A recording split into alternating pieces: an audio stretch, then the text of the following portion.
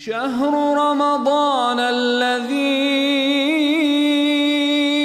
أنزل فيه القرآن.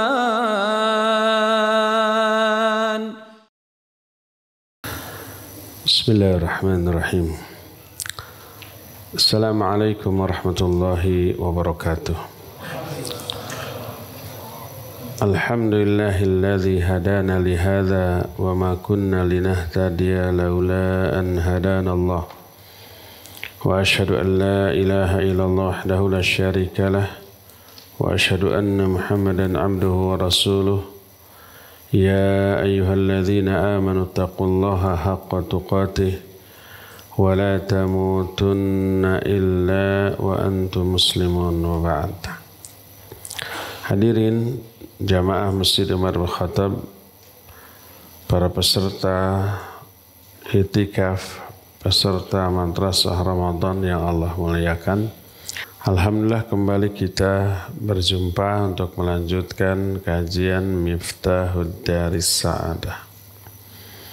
Kita sudah membahas beberapa alasan kenapa Allah menurunkan Adam dan anak-anak turunannya ke muka bumi.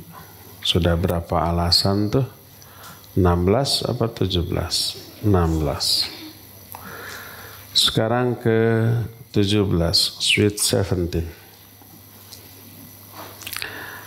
Allah Azza wa Jalla pemilik keterpujian yang sangat sempurna, yang tidak berujung. Maka menampakkan sebab-sebab yang membuat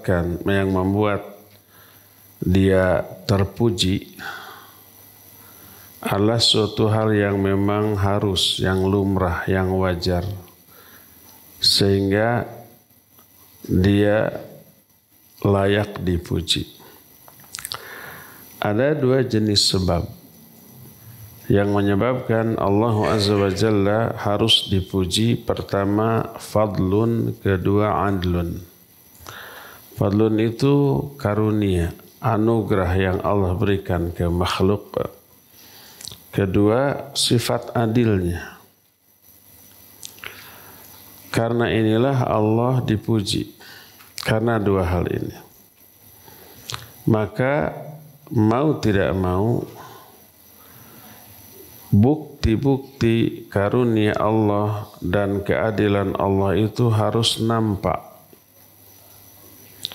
Sebagaimana Allah terpuji karena kebaikannya kepada makhluk, karena karunia-Nya, karena pemberiannya, karena pahalanya, maka Allah pun dipuji karena sifat keadilannya dan memberikan balasan atas keburukan makhluknya berupa azab. Keadilan Allah yang menyebabkan Allah dipuji salah satunya dalam bentuk memberikan azab kepada yang bersalah. Kalau yang bersalah tidak diazab, wah, tidak simpati nanti. Jangankan Allah atau orang aja, polisi begitu diberitakan menangkap perampok, penjahat, orang-orang yang melakukan perbuatan yang merugikan orang banyak, koruptor, mafia, ditangkap. Bagaimana respon warga? Memuji kinerja polisi. Dianggap adil, dianggap memang menjalankan tugasnya. Tapi ketika sebaliknya ada perampok umpamanya dibebaskan, korbannya jadi tersangka. Bagaimana respon warga? Mencela, nggak adil itu. Walaupun si rampoknya, begalnya babak belur bahkan terbunuh, warga kan membela si korban perampokan walaupun karena dia jagoan ngelawan perampok yang kalah. Ketika si begal dibela, si korban dipidana, orang semua bereaksi. Nggak adil itu ya. Apalagi Allah Azza wa Jalla. Keadilan Allah salah satunya adalah memberikan balasan dan azab. Jadi orang yang berbuat baik diberikan reward, karunia, anugerah, rahmat, pahala, maghfirah. Orang yang berbuat jahat diberikan balasan. Itu adil. Kedua hal ini lahir dari sifat izzah Allah dan hikmah Allah. Oleh karena itulah maka dalam Al-Quran Allah banyak menjelaskan masalah ini seperti yang diterangkan dalam surah Asy-Syu'ara ayat 9. Setelah Allah menerangkan kisah para nabi dengan para penentangnya. Akhirnya para penentangnya diazab, dihancurkan dengan beragam jenis azab. Ada yang ditenggelamkan, ada yang diamblaskan ke dalam tanah, ada yang diberi banjir bandang, ada yang diberi angin bertiup super kencang dan seterusnya. Lalu di akhir kisah itu Allah menyatakan inna fi dzalika laayatan wa ma kana aktsaruhum mu'minin wa inna rabbuka lahuwal azizur rahim. Setelah dijelaskan bahwa umat yang menentang dakwah itu musnah binasa, diazab, kata Allah sesungguhnya dalam hal tersebut ada tanda-tanda kebesaran Allah. Tapi sayang kebanyakan mereka tidak beriman. Nah, di akhir ayat Allah menyatakan sesungguhnya Rabbmu Allah yang telah membinasakan umat yang durhaka itu lahwal azizur rahim. Dia maha aziz dan maha rahim, maha gagah dan maha penyayang. Dalam ayat ini Allah menerangkan bahwa azab yang Allah berikan bersumber dari sifat izzah Allah yang mencakup kesempurnaan kekuasaannya. Juga bersumber dari sifat hikmah Allah yang mencakup kesempurnaan ilmunya. Dan Allah meletakkan segala sesuatu pada tempatnya yang layak. Kenapa para nabi dan pengikutnya diberi nikmat, ditolong? Karena mereka layak. Kenapa para penentangnya dimusnahkan? Karena mereka layak. Adil ini. Tidak langsung sekali didakwahi, sekali menentang langsung dimusnahkan. Enggak. Menentang masih dibujuk, didakwahi dengan beragam cara. Tidak hanya sehari dua hari. Tahunan. Nabi Nuh aja sampai 1000 tahun kurang 50 tahunnya. 950 tahun. Waktunya cukup panjang untuk bertobat, untuk beriman. Cara dakwahnya berbagai macam cara, gencar gitu. Kekeh petekeh ini, ngeyel sureyel ini, ngotot suratot nih orang baru dihancurkan. Ini sifat hikmah Allah Azza wa Jalla. Dan itu adil. Tidaklah Allah memberikan nikmatnya dan pertolongannya kepada para rasul dan pengikutnya. Dan tidaklah Allah memberikan azab dan kebinasan kepada musuh-musuhnya. Kecuali karena sifat adil Allah yang lahir dari kesempurnaan sifat izzah dan sifat hikmah Allah.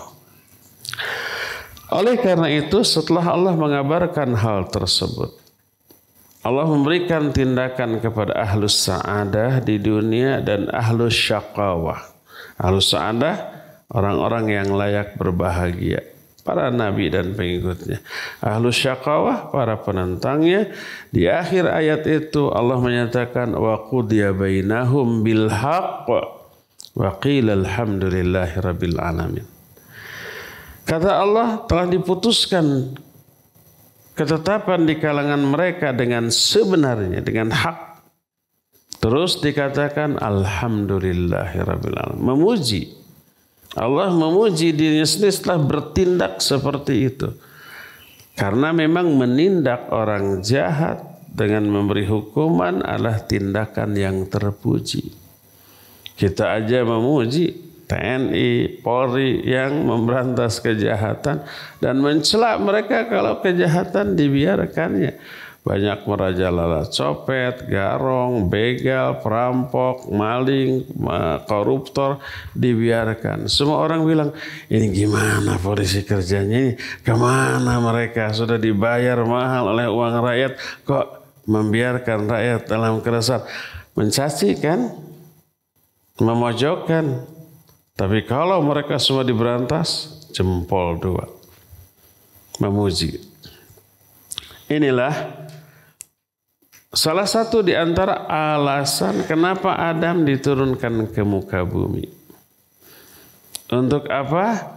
Untuk membuktikan sifat keterpujian Allah dan sifat hikmah Allah, menegakkan keadilan, memberikan karunia kepada yang layak, memberikan hukuman kepada yang pantas dihukum. Dan itu tidak bisa dilakukan kalau di akhirat, kalau di surga. Harus di dalam kehidupan dunia ini. Itu yang ke-17. Ke-18. Wa aidan fa innahu subhanahu iqtadat hikmatuhu wa hamduhu an fawata baina ibadihi a'dhama tafawut wa abyanahu. Allah Azza wa Jalla, salah satu di antara kandungan sifat hikmah dan keterpujiannya adalah Allah membedakan di kalangan hamba-hamba dengan sebesar-besar perbedaan, sejelas-jelas perbedaan.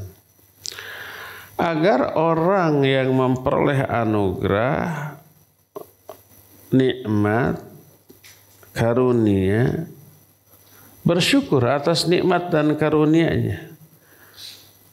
Agar orang itu mengetahui bahwa dia telah dianugerahi nikmat kemuliaan yang tidak Allah berikan kepada mereka. Seandainya pemberian Allah merata sama, semuanya kaya, nggak ada yang miskin, semuanya sehat, tak ada yang sakit, semuanya kasep dan gelis, tak ada yang goreng patut. Maka tidak akan diketahui kadar nikmat yang diberikan kepada manusia dan tidak terdorong manusia untuk bersyukur karena dia tidak melihat adanya hal yang istimewa yang Allah berikan kepada dirinya.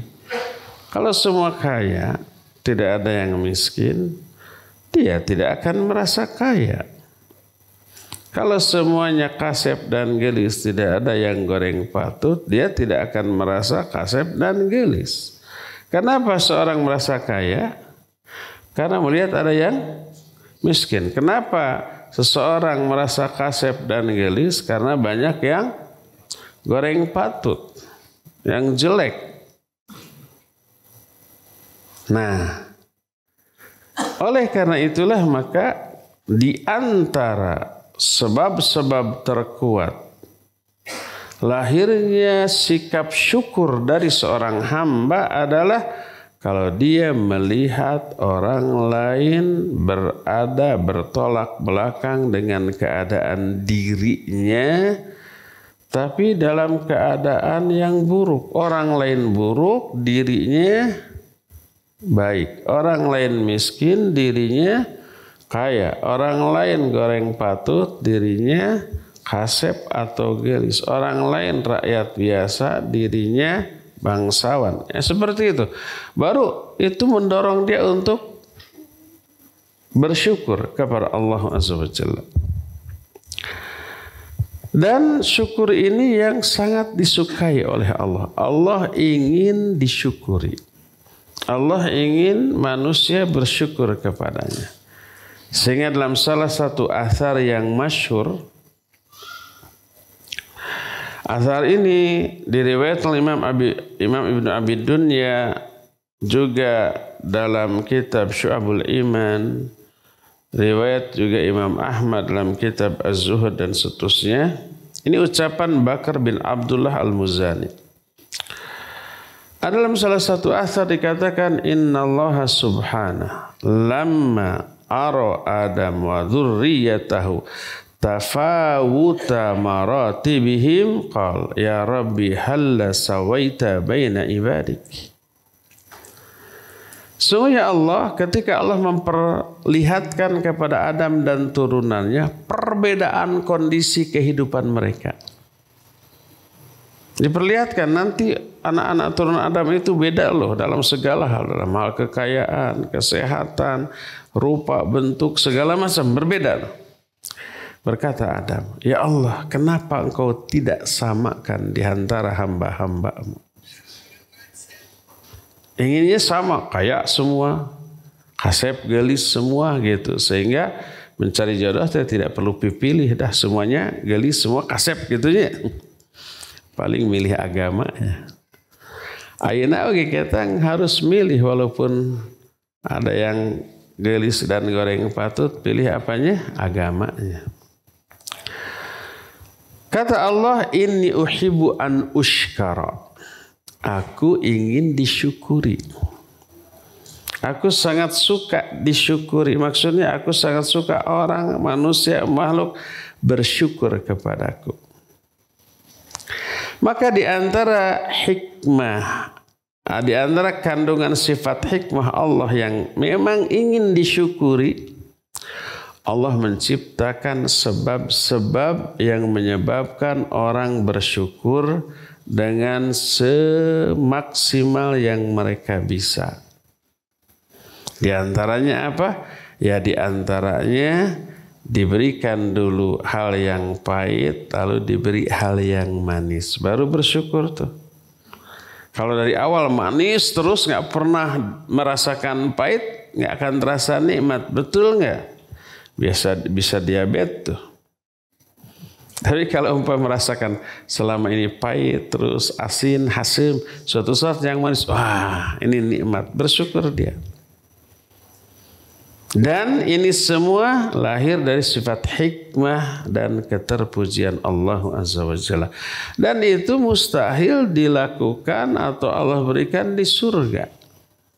Di surga nggak ada yang pahit, nggak ada yang buruk, nggak ada yang tidak enak. Semua serba enak, semua serba nikmat. Nggak akan ada rasa syukur dari awal. Itulah alasan yang ke-18. Ke-17. Setelah 18 berapa? 19. Mundur lagi. Wa aydan فإنه سبحانه لا شيء أحب إليه من العبد من تذلله بين يديه وخضوعه وافتقاره وانكساره وتضرعه إليه. Tidak ada sesuatu pun yang paling Allah cintai dari seorang hamba kecuali sifat merendahkan diri. Menghinakan diri, tunduk, patuh, setia satu kepada Allah Subhanahu wa Ta'ala. Itu sikap yang paling dicintai oleh Allah dari seorang hamba. Tawadhu namanya ya. Tawadhu itu berasal dari kata wadu'a. Wadu'a itu kan meletakkan di bawah. Merendah. Lawan tawadhu ta'ala atau takabur. Ta'ala merasa diri tinggi. Takabur merasa diri besar padahal kecil. Gumede bahasa Indonesia, bahasa Sunda. Gumede itu orang kecil ngerasa gede. Gumasep merasa kasep padahal goreng patut. Gumelis merasa gelis padahal goreng patut juga. Guminter merasa pintar padahal bodoh. Nah gumede itu takabur itu gumede, merasa besar, merasa tinggi. Maka itu semakin dibenci oleh Allah. Semakin merendah, tawadhu, merasa direndah padahal dia mulia, Allah akan muliakan. Rata-rata orang yang tawadhu itu orang yang mulia. ahli ilmu, ahli ibadah, orang soleh itu rata-rata tawadhu. Padahal dengan keibadahnya, dengan keilmuannya mereka mulia, tapi tawadhu. Sebaliknya orang bodoh, orang jahat, orang ahli maksiat itu hina, rendah, kecil di hadapan Allah, tapi merasa besar, takabur. Dan sesuatu yang maklum adalah bahwa apa yang dituntut dari hamba berupa sikap tawadhu, merendah, menghinakan diri dan seterusnya, mustahil dilakukan di negeri yang penuh kenikmatan, selamanya sehat, selamanya happy, selamanya bahagia. Itu mustahil. Mustahil dilakukan di surga. Tapi mesti di tempat yang membuat mereka memang tawadhu. Mereka memang merasa diri rendah. Mereka memang merasa diri kecil. Dan itu tempatnya adalah di dunia. Maka dengan diturunkannya Adam dan turunannya di dunia, banyak yang tawadhu. Itu yang paling Allah suka. Itu yang paling Allah cintai. Itu alasan kenapa Adam dan turunannya Allah turunkan dari surga ke dunia. Itulah yang ke-19. Ke-20. Fa innahu subhanahu lahul khalqu wal amru. Wal amru huwa syar'uhu wal amruhu huwa dinuhu. Alladhi ba'atha bihi rusulah wa anzala bihi kutubah. Sesungguhnya Allah pemilik seluruh ciptaan dan seluruh perintah. Ala lahul khalqu wal amru. Ingat, milik Allah lah al khalqu, seluruh makhluk. Wal amru, dan seluruh urusan itu semua milik Allah. Dan yang dimaksud amruhu, perintah Allah, adalah syariatnya, agamanya. Yang para nabi diutus dengan membawa agama ini, kitabnya diturunkan untuk menjelaskan agama ini. Ada taklif. Taklif itu kewajiban yang harus ditunaikan oleh makhluk. Sedangkan surga bukan negeri taklif untuk menerapkan hukum taklif dan konsekuensinya. Surga bukan. Di surga nggak ada kewajiban, nggak ada perintah, nggak ada larangan. Pokoknya senang-senang aja. Surga itu negeri hanya untuk merasakan kenikmatan, kesenangan, kelezatan. Maka untuk merealisasikan bahwa Allah itu punya syariat. Allah itu punya agama yang harus dilaksanakan oleh hamba, maka dikeluarkanlah Adam dan turunnya dari surga, diturunkan ke sebuah negeri yang memungkinkan agama ini diaplikasikan, hukum Allah diwujudkan. Maka terrealisirlah apa yang disebut dengan lahul khalqu wal amru. Allah lah pemilik seluruh makhluk, pemilik seluruh urusan. Maka Allah, sebagaimana Allah itu perbuatannya, ciptaannya, itu termasuk salah satu di antara isi kandungan Al-Asma'ul Husna. Beberapa Asma'ul Husna, Al-Khaliq. Apa arti Khaliq? Pencipta. Berarti ada ciptaannya. Allah itu yuhyi wa yumit. Allah itu fa'alul lima yurid. Allah itu ghafurur rahim. Allah itu banyak. Artinya melakukan banyak perbuatan. Allah menghidupkan, mematikan. Allah memuliakan atau menghinakan. Allah memberi atau menahan pemberian. Allah memberi manfaat atau memberi madarat. Itu semuanya perbuatan Allah itu merupakan perwujudan dari nama-namanya. Allah An-Nafi, ad-dar, apalagi khaliq, Allah juga al-mudabbir, Allah juga raziq. Nah, itu semua perbuatan-perbuatan nama-nama Allah yang mengindikasikan Allah berbuat. Perbuatan Allah adalah wujud dari apa? Salah satu nama Allah. Demikian pula syariat dan perintahnya serta pahala dan azab yang diberikannya. Itu juga merupakan perwujudan dari nama-nama dan sifat-sifat Allah Subhanahu wa ta'ala. Di antara nama Allah Subhanahu wa ta'ala yang berkaitan dengan pahala dan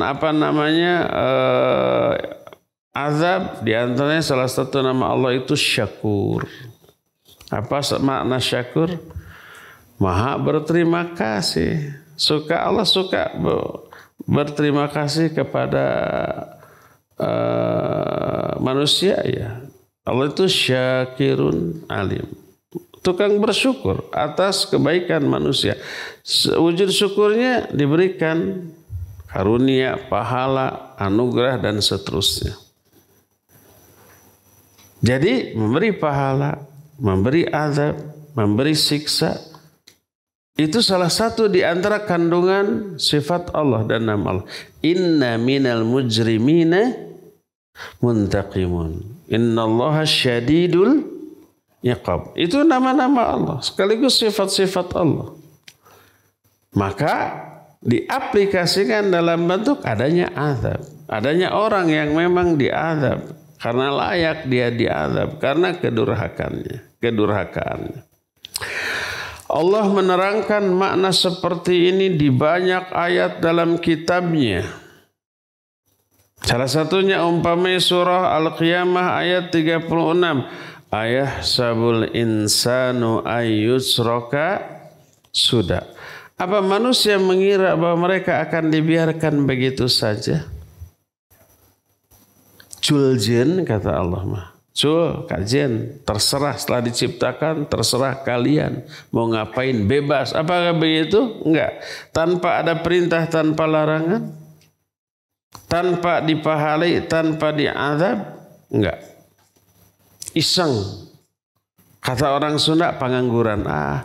Nganggur, nggak ada kerjaan, iseng-iseng bikin manusia. Setelah itu, biarkan hidup bebas. Apa begitu? Tidak. Anggapan ini bertolak belakang dengan kesempurnaan sifat hikmah Allah dan kerububiahan Allah, kegagahan Allah, hikmah Allah mengharuskan Allah itu menciptakan makhluk dan mengatur kehidupan makhluk tersebut. Oleh karena itu muncul ungkapan yang mengingkari orang-orang yang beranggapan bahwa kita ini tidak akan dibangkitkan, tidak akan ada pembalasan, kita hanya hidup semau kita, setelah musnah mati sudah beres urusan. Enggak. Oleh Allah Azza wa Jalla diingkari dengan pengingkaran yang tegas. Sebagaimana firman Allah dalam Al-Mu'minun ayat 115, kata Allah, afahasibtum annama khalaqnakum abathan wa annakum ilaina la turja'un fata'ala Allahul malikul haqqu la ilaha illa huwa rabbul arsyil karim. Apakah kalian mengira bahwa kami menciptakan kalian ini secara iseng dan kalian tidak akan dikembalikan kepada kami? Maha tinggi Allah, Raja yang sebenarnya, yang tidak ada sembahan yang hak selain Dia, dan Dialah pemilik arsy yang mulia. Dalam ayat ini Allah mensucikan dirinya dari anggapan batil orang tadi bahwa Allah bikin kita iseng aja, nggak ada agama, nggak ada perintah, nggak ada larangan, nggak ada hisab, nggak ada perhitungan, nggak ada balasan. Jangankan Allah atau kita aja kalau berbuat sekedar iseng dicela ya. Buang-buang waktu, buang-buang tenaga. Allah nggak layak berbuat seperti itu. Nggak ada perbuatan Allah yang iseng. Rabbana ma khalaqta hadza batila subhanaka faqina adzabannar. Ya Allah, tidaklah Engkau ciptakan semua itu secara sia-sia. Jadi semua ada hikmahnya. Nah, inilah alasan yang ke-20 apa 21? 20. Ke-21. Fa innahu subhanahu yuhibbu min ibadihi umuran yatawaqqafu husuluhum minhum ala husul asbab al-muqtadiyah laha. Wa la tahsulu illa fi daril ibtila wal imtihan. Allah sangat menyukai beberapa hal dari hambanya. Hal yang disukai oleh Allah dari hambanya ini harus diraih, dilakukan melalui usaha, perjuangan, pengorbanan.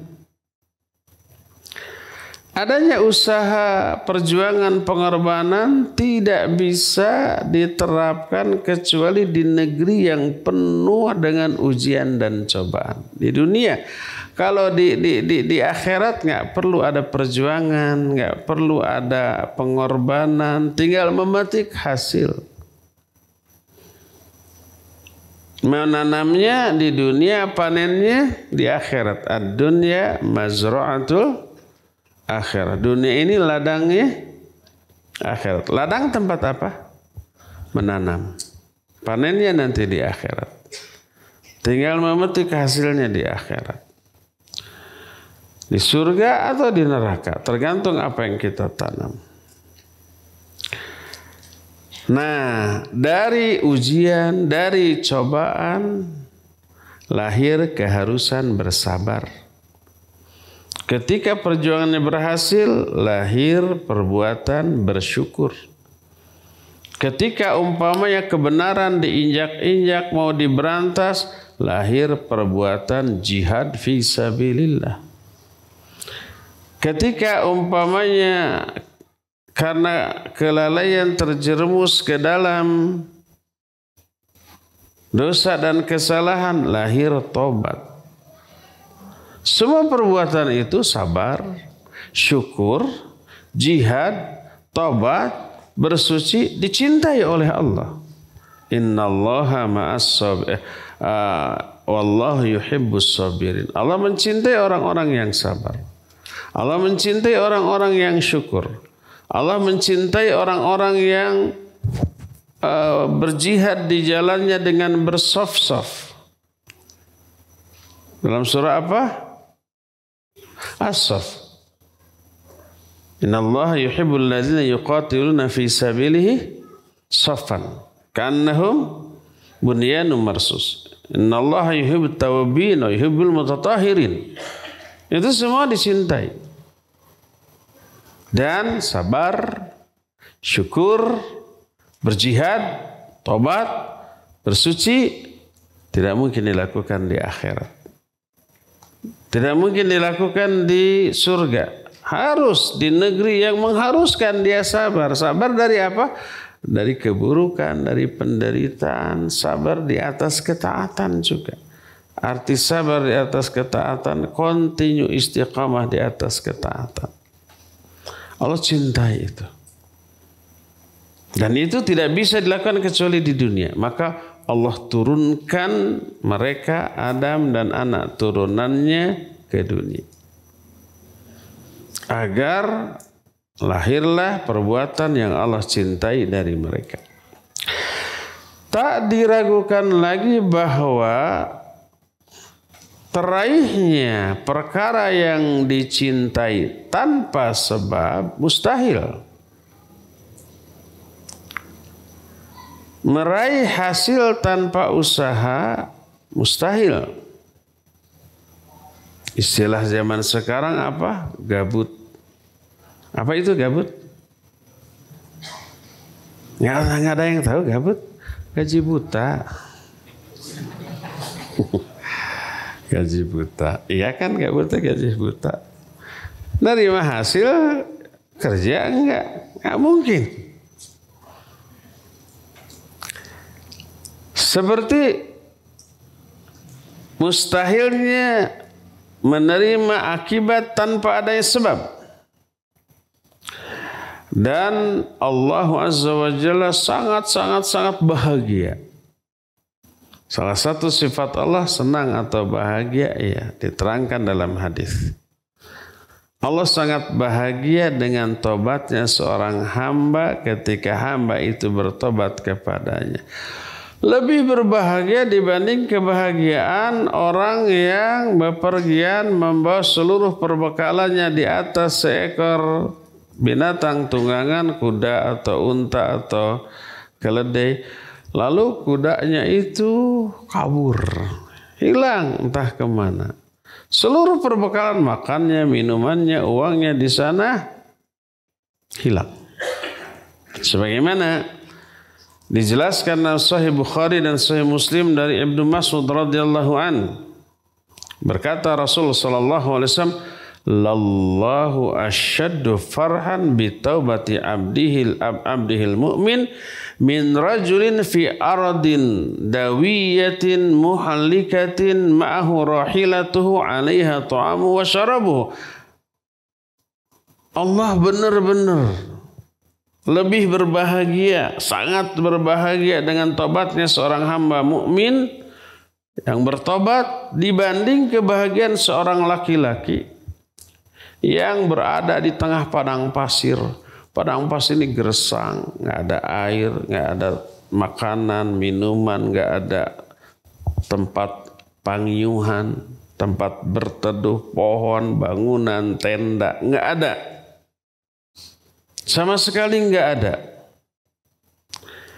Dia membawa seluruh perbekalan yang dibutuhkan, tiba-tiba hilang. Akhirnya dia berbaring di bawah sebuah pohon, kemudian menunggu kematian. Karena tidak ada alternatif yang terjadi pada dirinya kecuali kematian. Gak ada makanan, gak ada minuman, jauh kaditu kadieu. Berjalan gak akan mampu. Sudah menunggu mati saja. Fanama, dia tidur. Fastaiqadha, ketika dia bangun qad dhahabat. Si perbekalan itu hilang. Fatalabaha hatta adrakahul atas, dia mencari ke sana kemari sampai haus, sampai lapar. Lalu tidak ketemu, dia berkata, arji'u ilal makan alladhi kuntu fihi fa anam hatta amut. Aku kembali ke tempat tadi, tidur lagi sampai aku mati. Fa wada'a ra'sahu ala sa'idihi liyamut. Kemudian dia meletakkan kepalanya di atas sa'idnya, di atas lengannya. Tidur begini, berbantalkan lengannya. Nunggu kematian. Tidur. Fastaiqadha. Lalu dia bangun, wa indahu rahilatuhu 'alaiha zaduhu wa ta'amu wa syarabuhu. Pas bangun tiba-tiba kuda yang membawa seluruh perbekalan itu ada lagi di sana. Seperti ada pas bangun geuning aya. Kira-kira dia senang, gembira atau bahagia? Tiga-tiganya ya, senang, gembira, bahagia.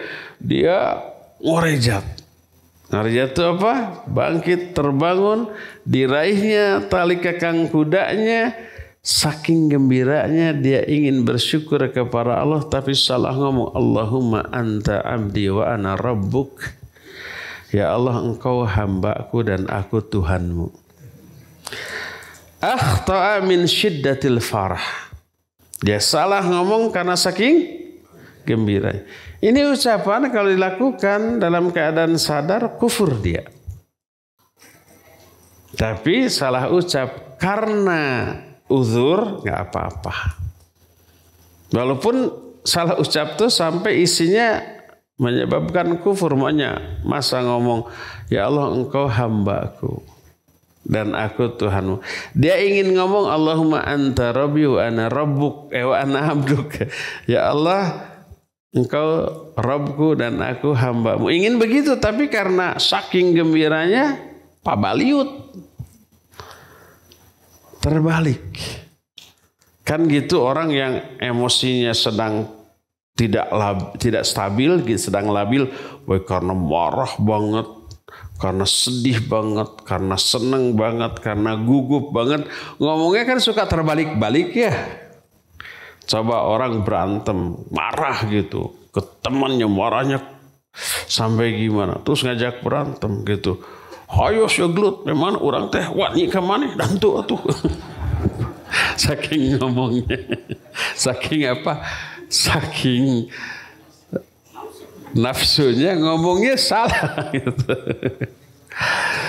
Ada yang nggak ngerti ucapan barusan, ada yang bukan orang Sunda. Ada yang nggak ngerti ya banyak. Kenapa ketawa kalau nggak ngerti? Mewakili. Ketawa karena lihat orang lain tertawa. Ya, nikmati saja kebingungannya. Orang itu super bahagia.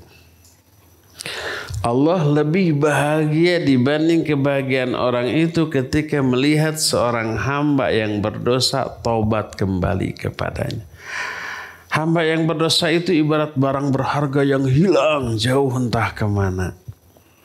Kata orang Sunda mah, Sunda Dewa itu. Karena nggak ada bahasa Indonesia. Ini sudah dilapurkan. Ada yang tahu bahasa Indonesia dilapurkan? Hah? Diikhlaskan. Ya dianggap sudah hilang. Lapur lah gitu ya. Diyakini nggak akan kembali gitu. Itu makna lapur gitu ya.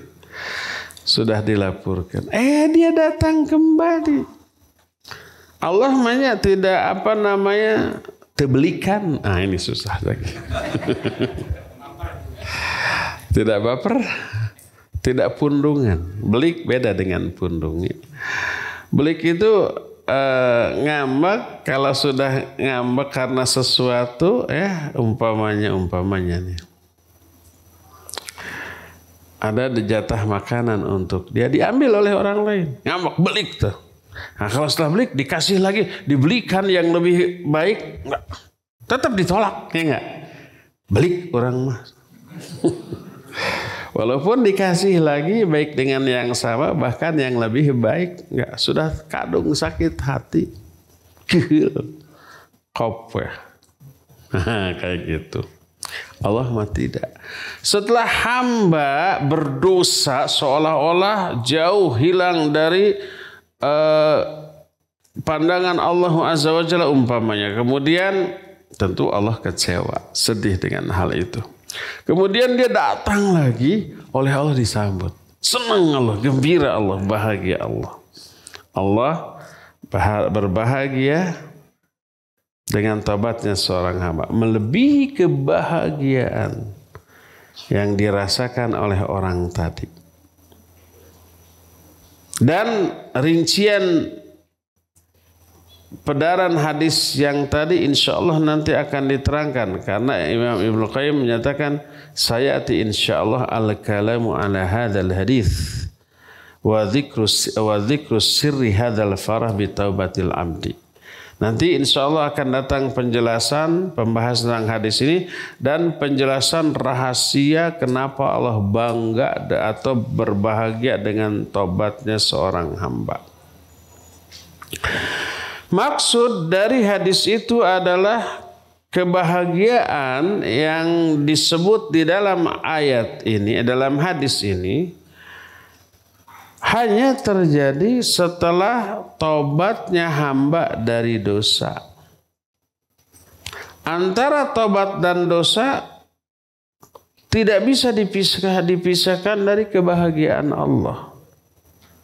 Ini ada hubungan sebab akibat yang erat. Dosa, tobat, bahagia. Ketika orang berdosa, dia bertobat. Ketika dia bertobat, Allah amat sangat bahagia. Dan perasaan bahagia karena tobatnya seorang hamba mustahil terjadi di surga. Karena di surga kan tidak ada dosa. Otomatis tidak ada tobat. Otomatis kalau tidak ada tobat, tidak ada bahagia bagi Allah Azza wa Jalla. Maka Allah turunkan Adam dan turunannya kemana? Ke dunia. Berdasarkan hal itulah maka alasan yang ke-21 kenapa Adam diturunkan ke dunia dari surga adalah untuk mengaplikasikan rasa dan sifat bahagia Allah atas tobatnya seorang hamba. Itulah yang ke-21. Ke-22. Emang ada berapa sih? Ikuti aja. Mual bosan insya Allah. Banyak pelajaran. Banyak ting. Ya harus banyak ilmu. Ke-22. Besok kita jelaskan pagi-pagi. Sekarang sudah jam 5. Iya, kita tinggal punya sisa waktu untuk bertanya jawab.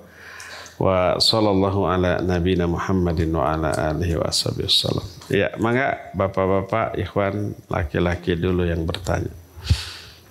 Mike.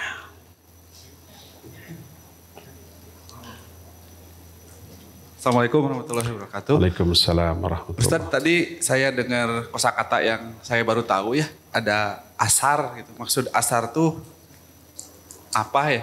Arti asar itu aja. Iya. Asar teh waktu sebelum maghrib. Itu mah ain, sin, ain, sod, ro, asar. Ini asar. Alif, sa, dan ro. Asar.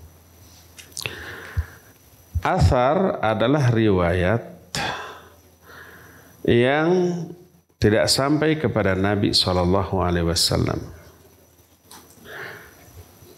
Kalau sampai kepada Nabi SAW itu disebut hadis.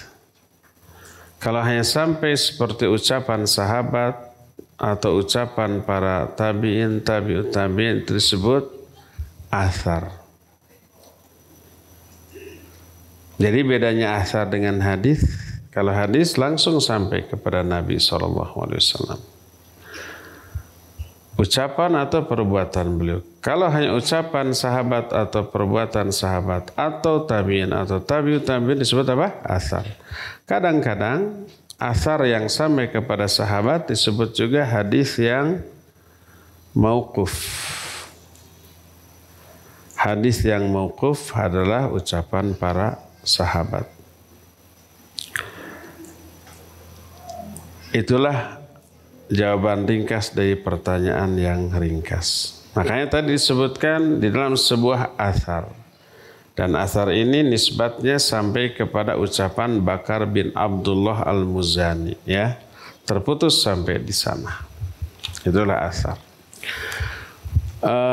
Mak-mak di atas silakan, ada pertanyaan.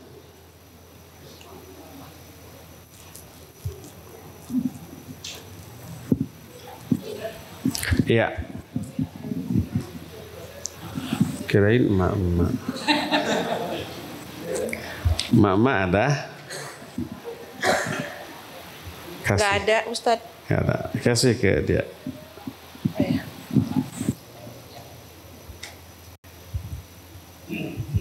Kalau asar bisa dijadikan Hujah. Hujah enggak? Karena kan enggak sampai ke Nabi, Ustadz. Taib. Barakallahu fiik. Hadis yang sampai kepada Nabi SAW disebut marfu'. Kalau yang sampai pada sahabat disebut mauquf. Kalau sampai kepada tabi'in disebut maqtu'.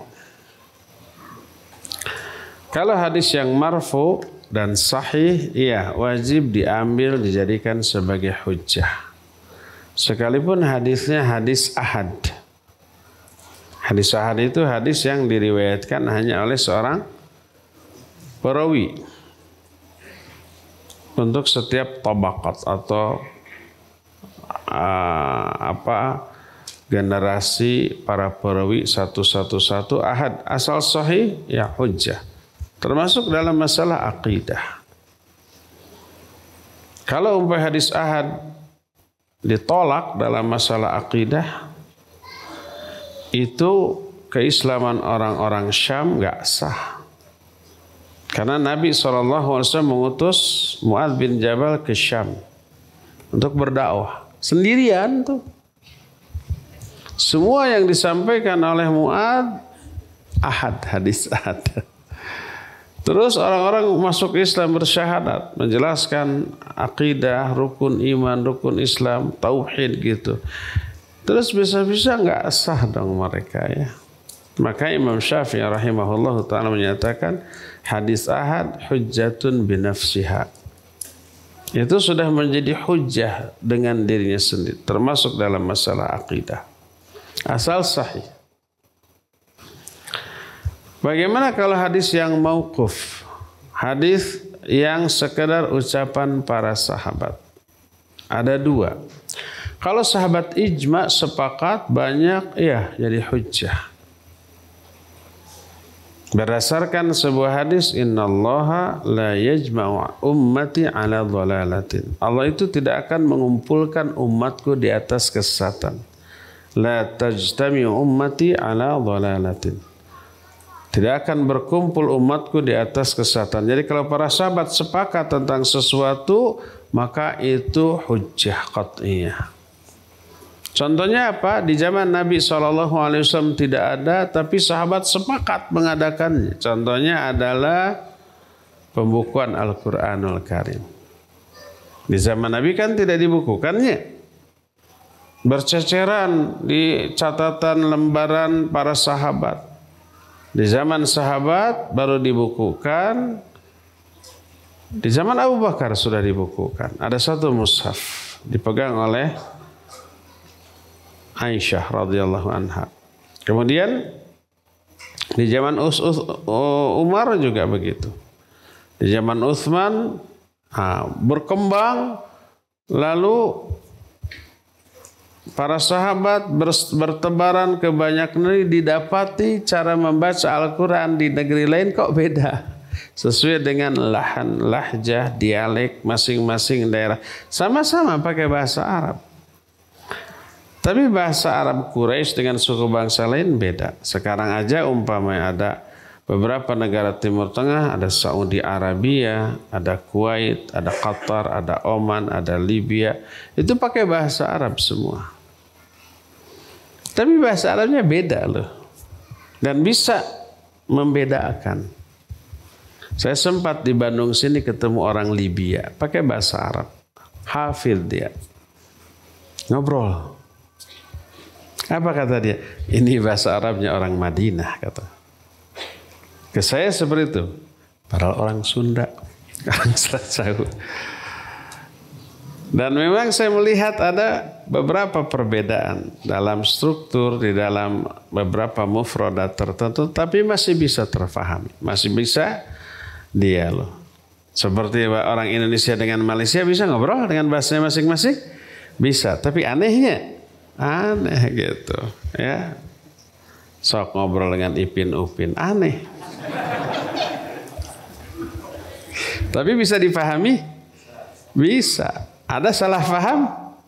Ada kadang. Saya pernah salah paham. Suatu saat di sebuah negeri oleh orang Malaysia, dubes Malaysia,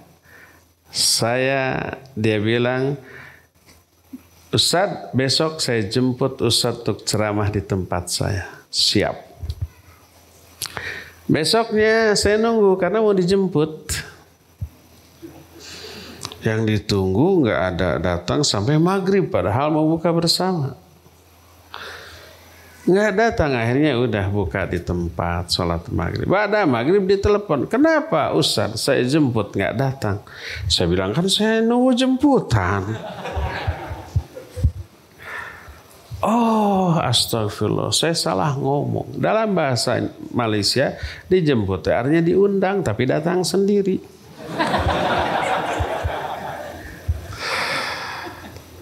Kalau mau dijemput diambil, nanti besok saya ambil jam 5. Oh itu baru ini mah disebutnya dijemput tuh diundang. Makanya sedangkan di kita dijemput tuh diambil kan.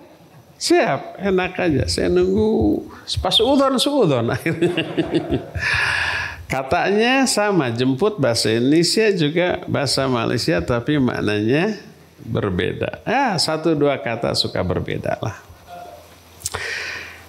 Jadi para sahabat menemukan cara membaca Al-Quran di beberapa negeri berbeda, dilaporkan ke Utsman sebagai khalifah.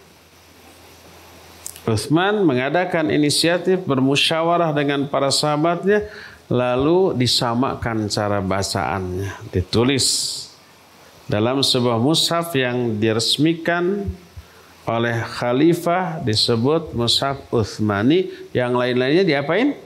Dibakar. Dan itu seluruh sahabat sepakat. Itu tidak dilakukan di zaman Nabi SAW. Maka kalau perbuatan itu disepakati oleh seluruh sahabat, maka itu hujjah. Karena hadis tadi menyatakan la tajtami ummati ala dhalalah. Umatku tidak akan bersepakat di atas kesesatan. Jadi kalau sahabat semuanya sepakat, ya itu hujjah. Nah, sekarang kalau tidak ada kesepakatan sahabat berbeda satu sama lain, tapi perbedaannya kadang, ini kadang ya. Namanya khilaf tanawu, kadang tadad. Tanawu itu perbedaan yang tidak saling bertolak belakang, tapi saling melengkapi. Kalau tadad, kontradiksi, bertolak belakang. Maka ini tidak menjadi hujjah tapi bisa dijadikan rujukan. Contoh khilaf tanawu. Ketika menafsirkan Shiratal Mustaqim, penjelasannya berbeda-beda. Ada yang menjelaskan Shiratal Mustaqim itu Islam. Ada yang menjelaskan Shiratal Mustaqim itu adalah Al-Quran. Ada yang menjelaskan Shiratal Mustaqim itu adalah sunnah Nabi dan para sahabatnya. Ada yang menjelaskan Shiratal Mustaqim itu ilmu dan amal. Ini beda ya. Apakah saling bertolak belakang? Tidak. Bahkan saling melengkapi. Empat-empatnya semuanya benar. Karena Islam, Quran, sunnah, ilmu dan amal, ya itu juga ya. Ini khilaf tanawu. Kalau khilaf tadad bertolak belakang. Kata yang satu sunnah, kata yang satu bid'ah. Ini tanawu, ini tadad bertolak belakang. Maka tidak boleh dijadikan hujjah. Jadi ucapan sahabat tidak boleh dijadikan hujjah untuk menjadi dalil pokok tentang sebuah amalan, tapi bisa dijadikan rujukan untuk menerangkan sebuah penafsiran ayat atau hadis yang sahih. Bagaimana ucapan para tabi'in dan tabi'ut tabi'in? Jelas bukan hujjah tentang penetapan syariat. Tidak boleh kita mewajibkan sesuatu, mengharapkan sesuatu berdasarkan ucapan para tabi'in atau ucapan sahabat seorang dua orang, enggak. Harus berdasarkan Quran atau hadis yang sahih. Jangankan ucapan sahabat, ucapan Nabi tapi hadis yang dhaif enggak boleh jadi hujjah untuk tasyri'. Tasyri' itu menetapkan syariat halal haram atau wajib sunnah atau bid'ah atau enggaknya, enggak. Kalau hadis dhaif atau ucapan sahabat atau ucapan tabi'in atau tabi'ut tabi'in. Biasanya ucapan tabi'in itu bukan mendalili sebuah amalan, bukan. Tapi menjelaskan sesuatu. Sesuatu yang mungkin tidak terjelas dalam Quran, dalam hadis yang sahih, tapi terjelaskan oleh ucapan sahabat, ucapan tabi'in. Contoh, Imam Bukhari dalam kitab sahihnya menukil ucapan Imam Az-Zuhri. Imam Az-Zuhri itu seorang tabi'in, anak para sahabat. Ucapan Imam Az-Zuhri dinukil oleh Imam Bukhari. Berkata Imam Az-Zuhri, kanu yadribunana alal ahdi wal amanah wa nahnu ibnu sab'in. Kata Imam Az-Zuhri, mereka orang tua kami memukul nih. Kalau kami melanggar janji atau amanah, padahal kami ini masih anak-anak usia 7 tahun, belum balik. Tapi para sahabat sudah memukul anak-anaknya ketika salah dalam bentuk ingkar janji atau ingkar amanah. Ini ucapan tabi'in. Nah, ini menjelaskan tentang bolehnya memukul anak kalau salah walaupun masih belum balik. Asal ada asalnya nih. Nggak boleh berbekas, nggak boleh memukul bagian wajah dan kepala, apalagi sampai cacat, dipukul ke palu. Nggak boleh seperti itu ya. Wallahu a'lam bishawab. Ahwat sudah muncul ide untuk bertanya? Kalau tidak ada kembali. Ustaz. Ya, silakan.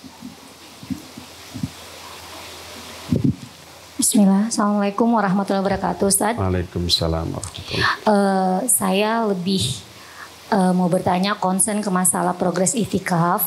Jadi kalau seumpamanya saya atau saudari saya lainnya melaksanakan sholat malam, qiyamul lail, terus ada saudari kami lainnya yang saat itu tilawah dan lumayan kencang, dan kemudian biasanya saya langsung saat itu hilang konsentrasi gitu.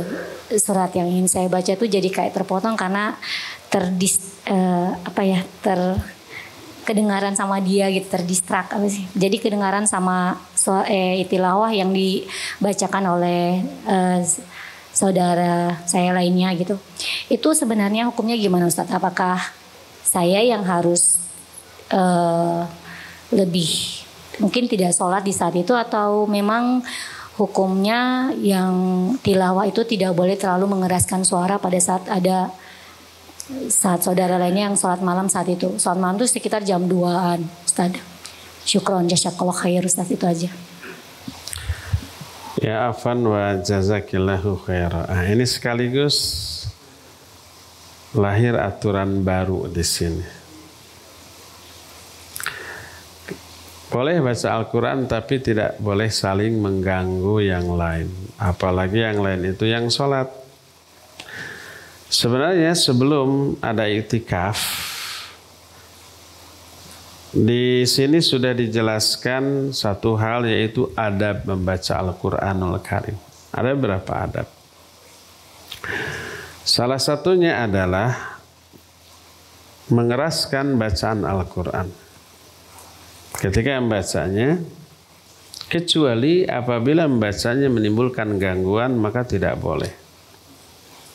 Mengganggu orang lain yang sedang tidur, mengganggu orang lain yang sedang sholat, mengganggu orang lain yang mungkin sedang belajar untuk ujian besok, sehingga nggak bisa konsentrasi. Ketika itu maka tidak boleh mengencangkan suara bacaan. Karena membaca Al-Quran hukumnya sunnah, mengganggu orang lain haram. Dengan kata lain, tidak mengganggu orang lain adalah wajib. Maka yang sunnah tidak boleh mengalahkan yang wajib. Dan ini pernah kejadian di zaman Nabi SAW, ketika Nabi keluar rumah masuk ke masjid, terlihat para sahabat sedang sholat masing-masing, sholat malam, dengan saling mengencangkan atau mengeraskan suara bacaan mereka, saling ganggu, tarik-tarik. Lalu Nabi SAW menegur mereka, inna ahadakum yunaji rabbah. Sesungguhnya kalian ini sedang bermunajat kepada Allah. Wala tajhar ba'dukum ba'da bil qiraah. Jangan sampai sebagian kalian saling mengeraskan suara bacaan terhadap sebagian yang lain. Tidak boleh mengencangkan walaupun sama-sama sholat. Dua-duanya sholat masing-masing, tidak berjamaah. Dua-duanya membaca surah mungkin yang berbeda setelah Fatihah, saling mengencangkan, saling mengganggu. Ditegur oleh Nabi SAW. Padahal dua-duanya lagi sholat. Apalagi yang satu sholat, yang satu baca Quran. Yang baca Quran keras. Terdengar nggak oleh orang yang sholat? Kedengaran. Keganggu nggak? Pasti terganggu. Ebat apa tidak? Ya pasti ebat. Tidak ada terjemahannya juga. Ya terganggu lah. Akhirnya kita lagi baca surat yang sedang kita baca. Yang di samping membaca surah lain yang kita juga hafal. Akhirnya ke bawah kan? Terbawa. Umpama kita lagi membaca Qul huwallahu ahad. Dia membaca Qul ya ayyuhal kafirun. Qul huwallahu ahad. La a'budu ma ta'budun. Bisa begitu ke bawah nanti. Maka jangan. Jadi ikhwan, kalau membaca Al-Quran, lihat sikon. Ada nggak orang lain yang terganggu dengan bacaan? Baik tidur, atau sholat, atau juga membaca Al-Quran. Saya sempat ditegur keras. Di Masjid Nabawi, sholat. Orang banyak sholat di sekelilingnya. Di saf terdepan, hampir di belakang imam, dan di sana biasanya para masyayikh atau para tulabul ilm, para ketika kencang di sana ada yang baca Al-Quran langsung syuya. Padahal saya lagi sholat, ditegur lagi sholat. Akhirnya diinikan karena mengganggu orang lain. Beres sholat dia nyamperin, meluk dulu dengan lemah lembut.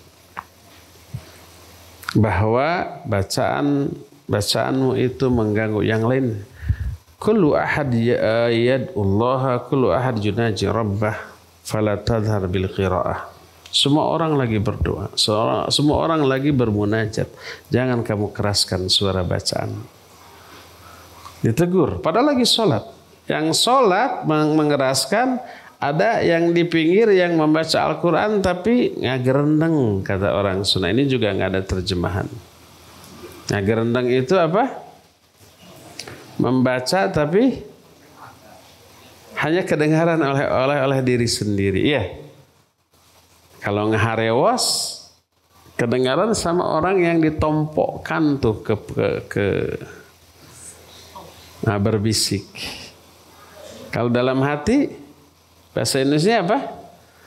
Berbisik. Bahasa Sundanya ngagerentes. Bahasa Sunda ngagerentes, ada ngaharewas, ada ngagerendeng, ada ngagiriwik, ngagerewek, ngagorowok.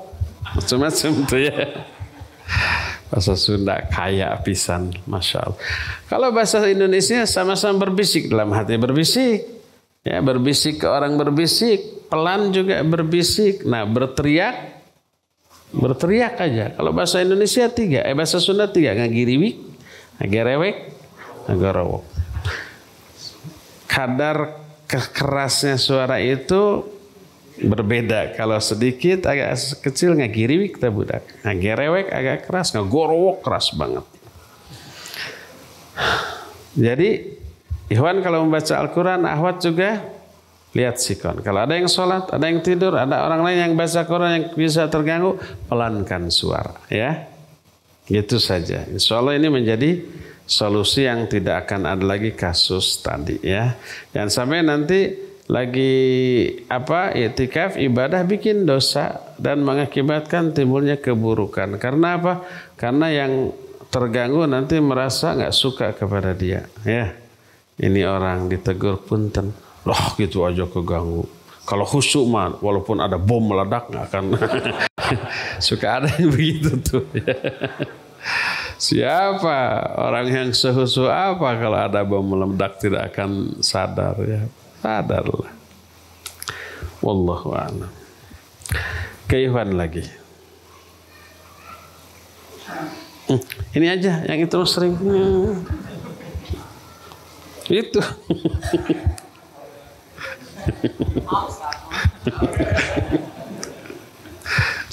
Ada pertanyaan Ustadz mengenai misal di suatu malam dan ditakdirkan malam itu malam Lailatul Qadar.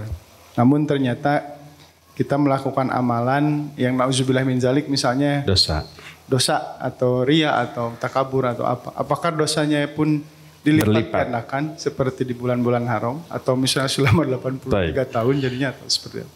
Ya, jazakallahu khairan. Wa jazakallahu khairan. Barakallahu fik. Ya.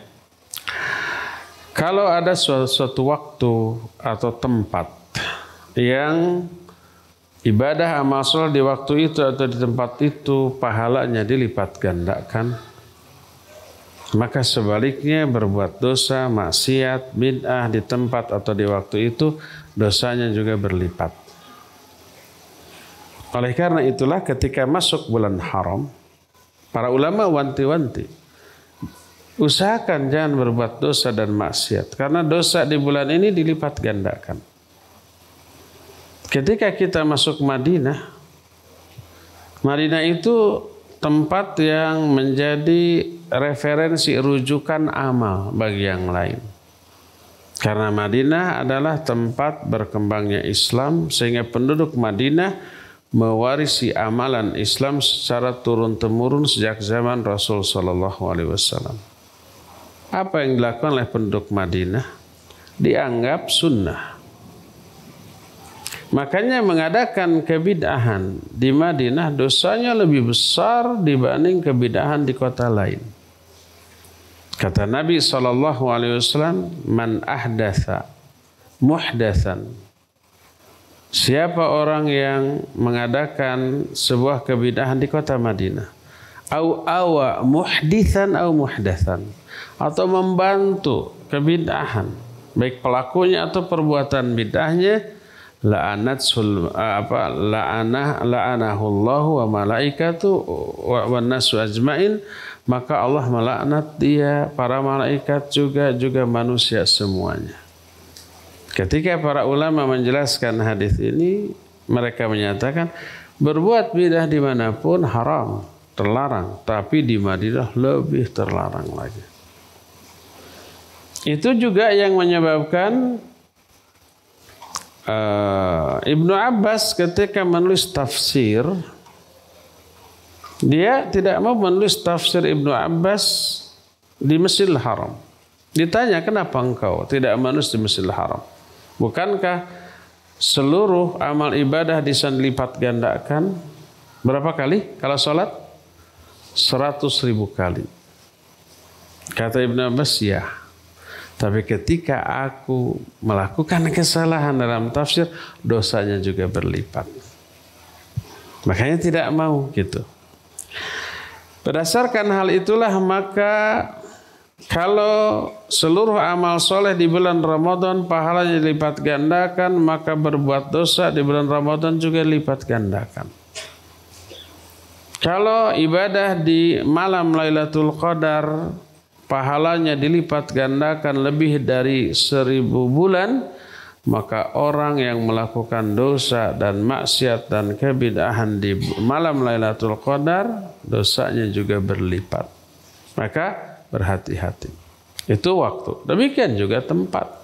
Kalau umpamanya sholat di masjid, beribadah di masjid dilipat gandakan, dosa di masjid juga berlipat. Maling, ada maling di masjid? Ada. Cancelang di sini pernah dibobol tuh beberapa kali. Ketahuan nggak oleh CCTV? Ketahuan. Kalau pelakunya orang sini langsung ketahuan, dipanggil. Tapi kalau pelakunya orang lain yang jauh, ya cuma ada videonya di YouTube tentang maling di sini. Karena itu ada kamera ini. Awas jangan maling di sini. Ketahuan. Ada yang mencurigakan, ketahuan. Kemarin tuh waktu antum semuanya tidur, ada beberapa anak kecil lahaloho jam 10-an melihat situasi. Ketahuan itu. Anak sini diteke, diwanti-wanti, ngapain kamu begitu ya? Jadi berdosa di waktu atau di tempat yang di sana amal soleh dilipat gandakan, dosanya juga berlipat. Wallahu a'lam. Mangga aki bisa balik ya.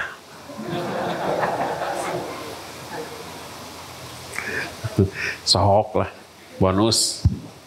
Assalamualaikum warahmatullahi wabarakatuh. Assalamualaikum. Barakallahu fiik.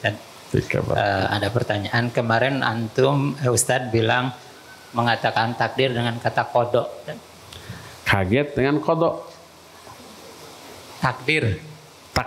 Ya, dengan kata kodok. Yang kebanyakan kita kan yang tahu itu qadarullah seperti itu. Apakah qada dan qadar itu dua kata yang berbeda dengan satu makna, ataukah dua kata yang berbeda dengan dua makna? Dan apa yang lebih mendahului qada atau qadar dalam suatu peristiwa? Baik. Itu aja. Barakallahu fiik. Aki Yadi bertanya tentang sesuatu yang berat, tidak ringan, penjelasannya sama material. Kita jawab besok insyaallah, dan waktunya juga sudah habis ya. Subhanakallahumma bihamdik asyhadu an la ilaha illa anta astaghfiruka wa atubu ilaik. Alhamdulillahirabbil alamin. Wassalamualaikum warahmatullahi wabarakatuh.